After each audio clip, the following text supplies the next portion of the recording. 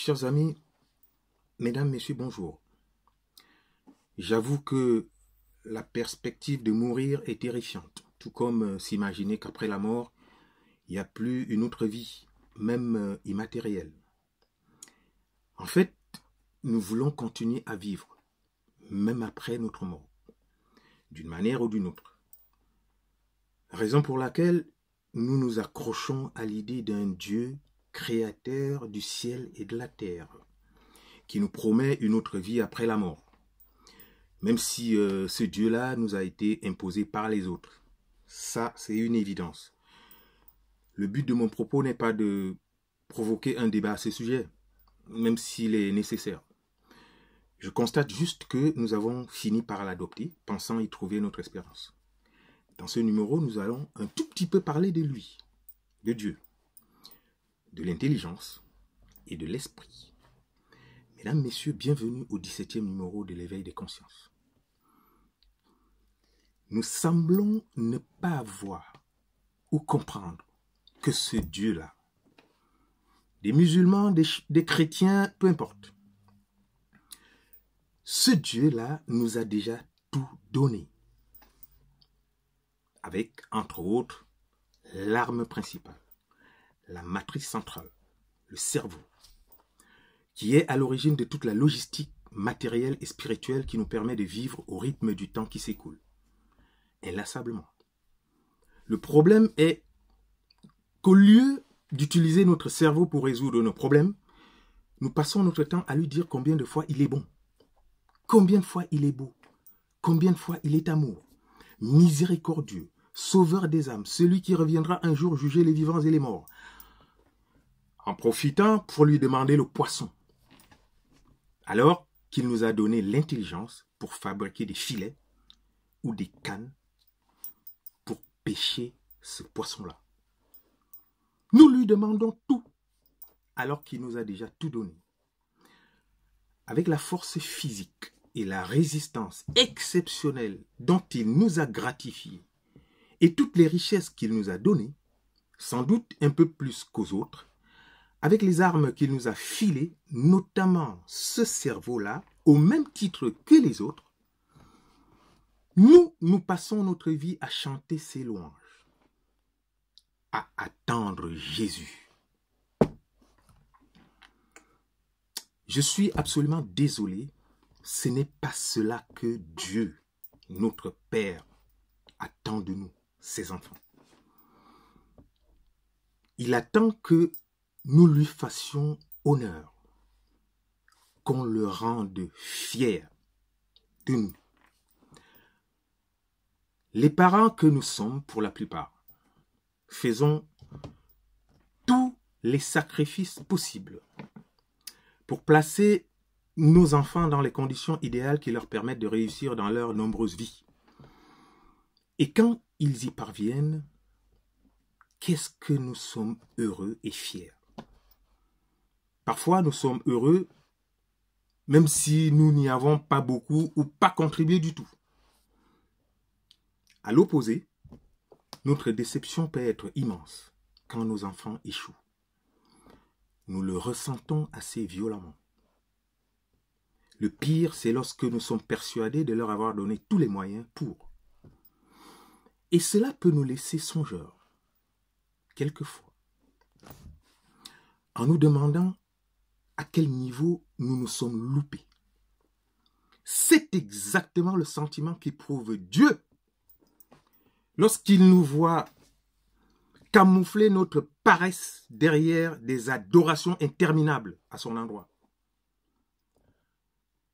Ceux qui sont venus nous évangéliser ou nous islamiser nous ont caché beaucoup de choses à dessein.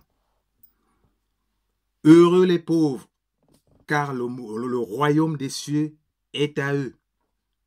C'est ça. Continuons donc dans cette voie et assistons sans gêne en spectateurs de nos propres vies dépouillées de toute substance, de toutes nos racines et identités. Sur ce plan, je constate parfois terrifié à quel point on a fait du mal à nos cerveaux. puisque nous ne nous interrogeons même pas sur le fait que nous prions beaucoup, transportons majoritairement l'essentiel de la misère du monde, et que ceux qui prient moins souvent arrivent à résoudre les problèmes auxquels ils sont confrontés, y compris une bonne partie des nôtres, à notre place. Je voudrais néanmoins que les choses soient claires. Ce n'est pas Dieu qui cause problème. Au contraire, nous avons besoin de lui. Comme nous avons besoin de nos parents jusqu'à la dernière minute de leur vie. Même morts, nous invoquons souvent nos parents. Le problème, le vrai problème, c'est que on nous a dévoyé le vrai message de la divinité. Nous avons donc ce problème lié à un enseignement volontairement vicié de la spiritualité dont on a été abreuvé et dans lequel nous avons plongé sans réfléchir. Avec à la clé, dans nos têtes, ceci entraînant cela, une intelligence qui semble avoir été anesthésiée. Et cela se ressent dans l'organisation de nos sociétés. En Afrique, nous nous développons de manière très peu orthodoxe. En clair, nous nous développons mal. Nous allons faire un peu de sciences économiques. La comptabilité nationale définit 3 principaux secteurs dans une économie, avec une interactivité qui part du secteur primaire au secteur tertiaire en passant par le secondaire. Je vous explique pour qu'on se comprenne très bien. Le secteur primaire, c'est le point de départ. Il regroupe les activités liées à la production des matières premières dans leur état brut. Et c'est ce secteur qui alimente le secteur secondaire, qui, lui, procède aux successives transformations, plus ou moins élaborées, des matières premières brutes pour en faire des produits finis, lesquels sont déversés dans le secteur tertiaire, appelé secteur des services à la personne, commerce, transport, assurance, etc. Ces secteurs sont donc liés. Lorsqu'il y a un maillon de la chaîne qui manque, il y a forcément un gros problème dans cette économie-là. Et justement, dans la plupart des économies de nos pays, au sud du Sahara, il nous manque un maillon essentiel qui est le secteur secondaire. Pourquoi? Pourquoi manque-t-il alors que nous avons tout pour avoir chacun dans son pays? Mais parce que nous passons notre temps à brader nos matières premières, comme si nous avions vocation à ne faire que cela. Depuis des décennies, surtout en Afrique francophone, il ne nous vient pas à l'idée de transformer nous-mêmes sur place nos ressources naturelles en produits finis ou semi-finis. Nous ne comprenons toujours pas que ce sont nos matières premières qui font tourner la plupart des usines ailleurs, lesquelles donnent du travail aux autres, pendant que nous n'en avons pas. Pire, pendant que nous allons nous faire esclavagiser, déshumaniser, humilier, emprisonner, tuer au Maghreb, parce que nous allons chercher du travail dans des usines qui auraient dû être construites chez nous, à proximité de nos matières premières. Ce manque d'intelligence nous conduit forcément vers une utilisation désastreuse de nos ressources humaines et naturelles, immenses par ailleurs. Un manque d'intelligence que parfois la cupidité, la vénalité, l'absence de vision nationaliste viennent indiscutablement aggraver. Au Cameroun, par exemple, nous avons, entre autres gisements, parce que le Cameroun, c'est un pays riche, c'est même un mini-scandale géologique, des gisements de pétrole. Il est vendu à l'état brut, à vil prix, aux compagnies pétrolières occidentales. Or, le pétrole brut, transformé sur place, vous donne, alors vous n'allez certainement pas me croire, au minimum 6000 produits dérivés, entre autres essence, kérosène, gazole, bitume, chauffage, gaz du pétrole liquéfié, sacs plastiques, cosmétiques, peinture, engrais, les médicaments et autres. Cette transformation est un travail que doivent effectuer des raffineries et des usines créées à cet effet, avec à la clé des emplois innombrables. Ce manque d'intelligence atteint le plus souvent des niveaux insoupçonnés.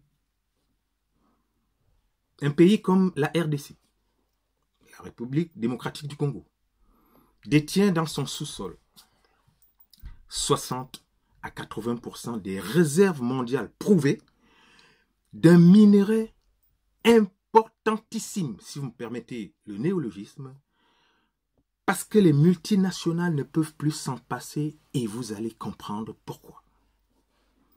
Il est utilisé dans la fabrication des condensateurs pour les équipements électroniques, dans la composition d'alliages, dans l'aéronautique, les réacteurs d'avion, les satellites, les fusées, les missiles, les ordinateurs portables, les téléphones mobiles, etc. Son nom, le coltan, la colombite tantalite, ça c'est son nom scientifique. Avec un minimum de bon sens, je ne veux même pas dire d'intelligence, on pourrait faire comme la Chine, qui dit aux multinationales, vous voulez notre immense marché? Pas de problème. À quelques petites conditions, vous venez installer vos usines ici, avec à la clé un petit transfert de la technologie qui va avec, et le marché est à vous. Et les multinationales marchent, parce qu'elles ont besoin de ce marché-là. Et c'est gagnant, gagnant. Que font les Africains? Au Congo, des groupes rebelles qui y sévissent font extraire le coltan du sous-sol et le vendent à l'état brut, aux multinationales. Ils ne pensent pas à attirer sur place les usines de transformation de ces minerais pour donner du travail à des milliers de Congolais. Ils font même pire. Ils se font la guerre. Aveuglés par la bêtise et l'appât du gain, c'est une guerre qui dure depuis 20 ans et qui est sans doute l'une des plus meurtrières depuis la Seconde Guerre mondiale. Un désastre humanitaire avec à la clé plus de 6 millions de morts. Nous sommes des malades. Excusez-moi, je bois un petit coup. C'est pour prendre un tout petit peu de l'avance parce que je fête mon anniversaire aujourd'hui, le 6 août, et il y a les potes qui m'attendent là pour aller fêter. Voilà. Donc, j'essaie de prendre un tout petit peu de l'avance. Plus sérieusement, au-delà des limites de nos intelligences, lesquelles nous rendent si manipulables, il y a quelque chose de plus fondamental encore qui nous manque. L'esprit. Celui avec lequel nous construisons nos destins. Et je vais terminer par là.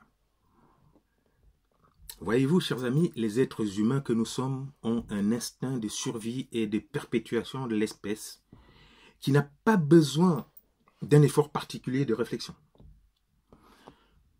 Mais nous avons besoin de beaucoup plus que l'instinct pour mieux vivre. Et c'est là qu'intervient l'esprit. Un certain état d'esprit. En Occident et en Asie, ils ne le crient pas sur tous les toits.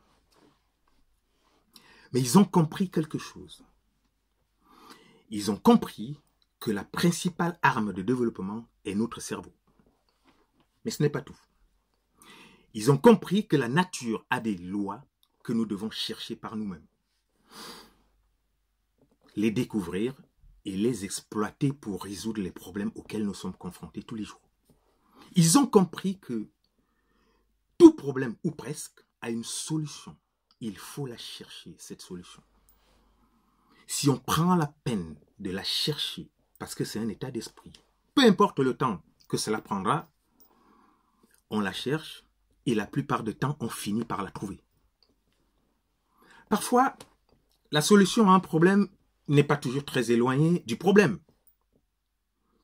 Elle est même le plus souvent beaucoup plus proche qu'on ne l'imagine. L'antidote du poison se trouve dans le poison lui-même. Ils ont donc compris cela depuis longtemps.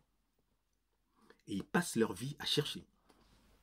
Ils cherchent, et à force de chercher et d'y croire, ils finissent par trouver des solutions ou début de solutions aux problèmes auxquels ils sont confrontés, y compris les nôtres, à notre place.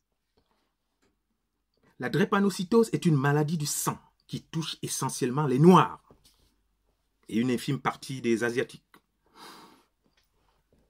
Les Blancs ne sont nullement concernés par cette affection. Mais ce sont eux qui ont mis au point les meilleurs palliatifs à cette maladie. Et je sais de quoi je parle. La recherche, il faut s'y adonner, inlassablement. Il y a des solutions à nos problèmes de santé, par exemple, dans la flore, la végétation, la forêt, même la faune qui abonde en Afrique. Il y a des solutions à nos problèmes de santé dans nos denrées alimentaires. Mais il faut les chercher. Si nous prenons la peine de chercher, nous finirons par trouver. Voilà l'esprit dont je vous parle, chers amis. Nous avons une alternative entre ce que nous dit la Bible, comme pour la paraphraser, demandez, on vous donnera. Ainsi, on reste d'éternels mendiants et esclaves. Ou alors, quelque chose d'autre, qui n'est pas forcément dans la Bible, je ne sais pas trop, cherchez et vous trouverez pour prendre nos destins en main et nous affranchir.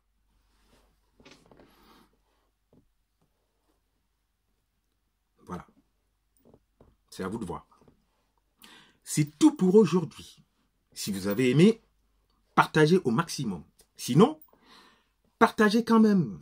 D'autres personnes pourront aimer ce que vous n'avez pas forcément aimé. Bonsoir. Bonsoir à tous.